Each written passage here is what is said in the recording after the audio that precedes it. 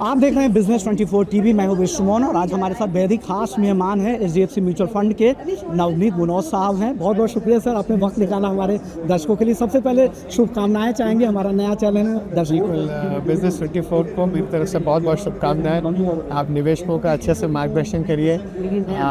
भारत में अगले कई दशकों तक बहुत आर्थिक प्रगति होने वाली है और मैं वैसा विश्वास रखता हूँ, मैं ऐसे आशा करता हूँ कि करोड़ों निवेशक उस प्रगति में भागीदार बने और आपके जरिए ज़्यादा से ज़्यादा निवेशकों का मार्गदर्शन हो सके, तो मैं यही प्रार्थना करता हूँ।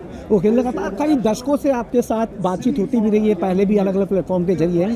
सर, अभी मौजूदा जो माहौल, जिस तरह के जियोपॉलिटिकल रिस्क हो, करेंसी को लेकर चिंताएं, एफआईआईज को लेकर चिंताएं हो, क्या लग रहा है बाजार में ये सब कितना, कब तक चलेगा, कब ये चीज़ स्थिर होगा? इस साल होने वाला है कि ये अभी चलता रहेगा? हमारे एचडीएफसी म्यूचुअल फंड के कई फंड्स हैं जो कई दशकों से बाज़ार में हैं और ऐसा पहली बार नहीं हुआ है कि बाज़ार में वॉलेटिलिटी हुई है। ऐसा पहली बार नहीं है कि कच्चे तेल की कीमतें बढ़ी है। ऐसा पहली बार नहीं हुआ है कि रुपया कमज़ोर हुआ है। ऐसा पहली बार नहीं हुआ है कि ग्लोबल बाज़ारों में इस तरह की वॉलेटिलिटी की वजह से हमारे बाज़ारों पर भी फ़र्क पड़ा है।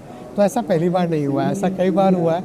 लेकिन हम ये जानते हैं कि पिछले 30 वर्षों में जिसने भी नियमितता से निवेश किया, जिसने भी अनुशासित तरीके से निवेश किया, उन्होंने अच्छी समृद्धि पाई है।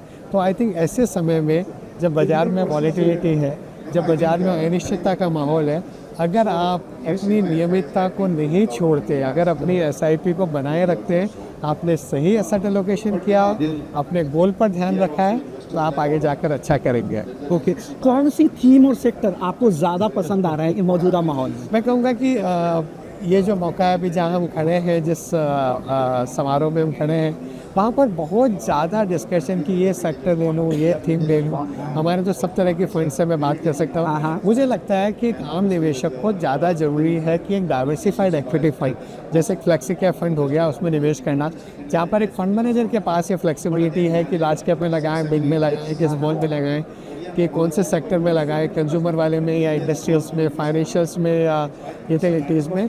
आई थिंक फंड मैनेजर को वो मौके छांटने का मौका दीजिए, मौके निकालने का अवसर दीजिए और आप अपने निवेश में एसआईपी के जरिए बने रहेंगे। ओके, चलिए, तो ये तो अच्छी बात हो गई। लेकिन सर, कौन से ऐसे सेक्टर जहाँ पर रिस्क लग रहा है, जहाँ पे बचना चाहिए? हमारे पोर्टफोलियोज देखूँ और मैं फंड मैनेजर्स को पूछूँ तो कहेंगे कि फाइनेंशियल्स में कई सारे स्टॉक्स है, कंज्यूमर डिस्क्रिशनरी में कई सारे स्टॉक्स है, यूटिलिटीज़ और इंडस्ट्रियल्स में भी अलग अलग अपॉर्चुनिटीज़ है। मुझे लगता है कि जो बॉटम अप स्टॉक पिकिंग जिसको कहते हैं, सही कंपनी, सही मैनेजमेंट, सही वैल्यूएशन पर निवेश करना, वो ज़्यादा हमारा एक फंड हाउस की तरफ से ज़्यादा उस पर ध्यान होता है, बजाय बहुत ज़्यादा टॉप डाउन कॉल के।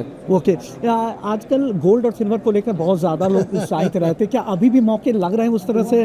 जैसा तो मुझे याद है सितंबर 2022 में जब सिल्वर का हमने एनएफओ किया था तो उस समय $18-20 का भाव था। उसके बाद 4-5 गुना भाव हो गया, फिर वापस वॉलेटिलिटी नीचे आ गई।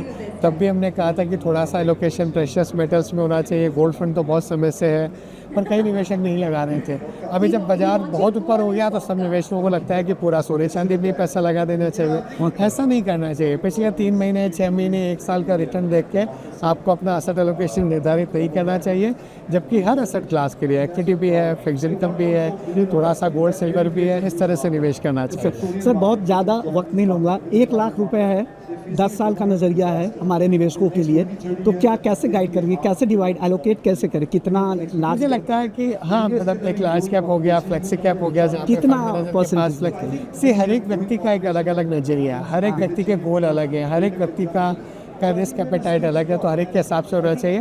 बट जो सिंपल फंड्स है, जिस तरह फ्लेक्सी कैप फंड हो गया, एक लार्ज कैप फंड हो गया, मल्टी कैप फंड है क्योंकि उसमें आपको large cap, mid cap, small cap सब में एक्सपोजर मिल गया। तो ये 2-3 फंड्स में अगर आप अच्छा पैसा लगा देंगे, काफ़ी पैसा आपका लगा देंगे, तो over a period of time अच्छी ग्रोथ हो सकती है। ओके, आपको क्या लग रहा है जो बड़े शहर है वहाँ पर बहुत ज़्यादा ग्रोथ आ चुकी है म्यूचुअल फंड इंडस्ट्री की, और वक्त है बियॉन्ड 40 जाने का? मुझे तो लगता है आजकल जो B30 जिनको हम कहते हैं, बियॉन्ड टॉप 30 शहर, वहाँ से ज़्यादा SIPs आती है। अगर आप काउंट देखोगे तो 60% से ज़्यादा SIP बियॉन्ड टॉप 30 शहरों से आ रही है।